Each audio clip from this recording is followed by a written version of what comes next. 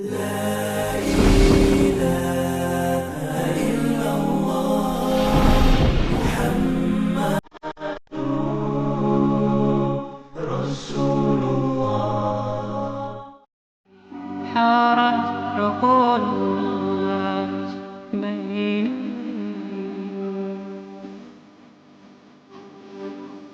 i ke këta 5 margaritar?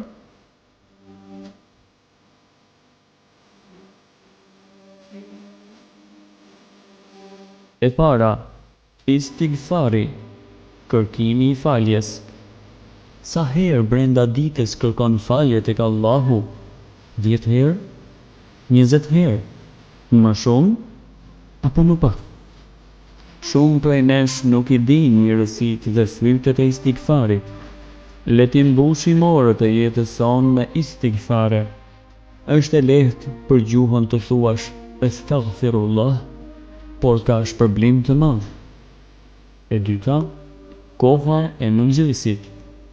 Këtë kohë për të cilën shumë njerëz nuk dinë.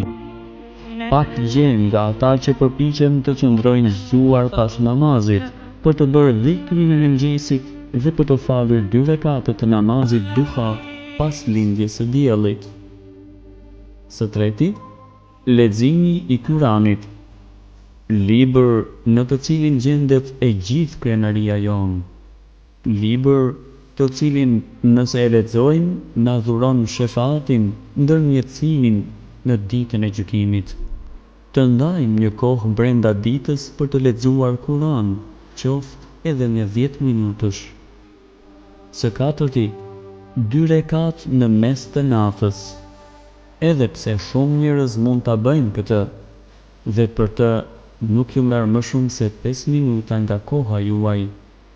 Ne mund të qëndrojmë para televizionit me orë të tëra, sidomos natën.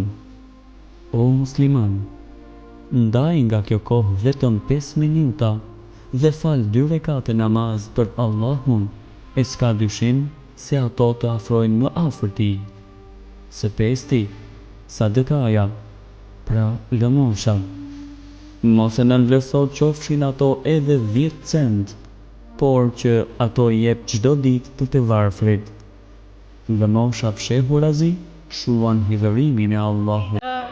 Mos i humbisni këta margarita.